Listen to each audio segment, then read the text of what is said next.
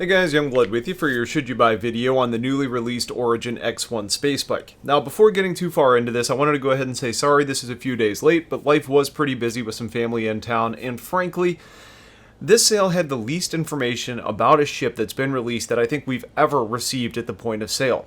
So most of the documents that we got were really about, the designer himself of this ship and the in-lore person and the partnership that person had with Origin and how they brought him in and all that kind of stuff. Which is cool from a lore point of view, but should be supplemental to actual information about the ship that you're trying to buy. So I was a bit aggravated in preparing my notes and almost just left this at who the hell knows, let's just wait until we actually get our Q&A to find out then, and then I would cover it. So that's still my recommendation. You don't have to watch any further unless you just want me to cover some of this information for you, but please just wait. As soon as we get more information and actual details about the ship, I'll give you an informed opinion at that point. Now, about this vehicle, the bike really falls into the same category as the Nox and the Dragonfly as a space bike or a speeder, which means that they can be used in space or on ground, but lack the ability to enter the atmosphere or the power to really break the gravity of the planet. So basically, you can't transition either way, up to down or down to up. Now, they all use the same form of hover technology to kind of keep above the surface of a planet, which means they should all be relatively smooth and a fast ride. The design of the X1 is a bit odd, but it is cool looking at the same time, with the view being very unobstructed with a clear front and excellent visibility. On the rear, like I mentioned before, you have a diamond laminate panel that covers the engine components, hailing to that M50 design, which is a nice touch to kind of provide continuity throughout the brand. Now, there were 3 variants released, being the Base, the Velocity, and the Force. All 3 of those models are single-seater crafts. They have no room for cargo. The bike is about 5.5 meters long and about 1.5 meters high and wide, which is basically the same size as the Nox, but weighs about double on the stats page to both the Dragonfly and the Nox. We don't know anything about what caliber or size of engine it actually has on board, but we do know that it has 16 maneuvering thrusters, which puts it on par with the Nox and far outclassing the Dragonfly, so maneuverability should be good.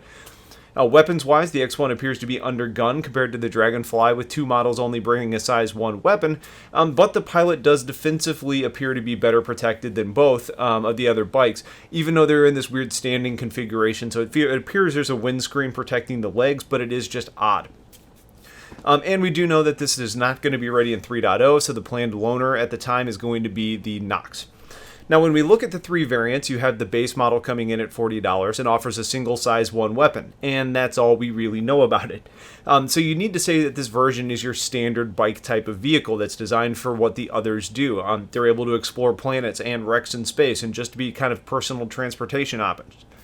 The second variant is the Velocity at $45, or the dedicated racer of the group, sacrificing the weaponry and other unnecessary things for a racer, meaning it's supposed to be lighter, though the stats page doesn't reflect that, but it does mean that combat is basically out of the question, and it's going to probably be less durable too. And then we get to the Force model, which keeps the weapon but doubles up on shield generators, which is a nice touch. Now, to me, the name isn't very apt, as Force is more of an offensive term, so I would have probably liked to seen another name used unless there's other stats changes that we're not aware of. This model comes in at $50 and is designed to make for a tougher version of the bike.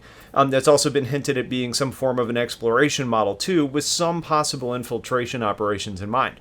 Now, that could mean increased scanners, but again, and maybe some potential stealth there. But again, their complete lack of clarity and any real detail in this release leaves us wondering what options you have with that little bike. So this is where I would generally get into the who is this bike right for at this point. But I have to say, maybe people who love the style and want a racing bike, then the Velocity may be right.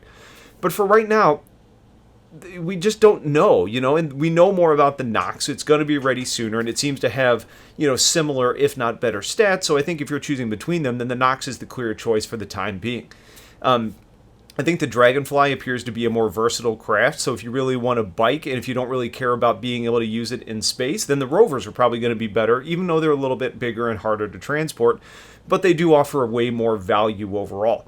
So seriously, if you've been on the fence, just wait. We're going to get more information soon, and I'll break it down and provide a real opinion at that point. But for now, I'm just giving you the information in a slight tone of annoyance at how little we know, which is pretty unfortunate since people are spending money without the information to really make the right call. So please, hang tight. We'll review it in a lot more detail when we have the details. In the meantime, let me know if you have questions. I appreciate you guys watching. Stay tuned for more. Have a wonderful day, and take care.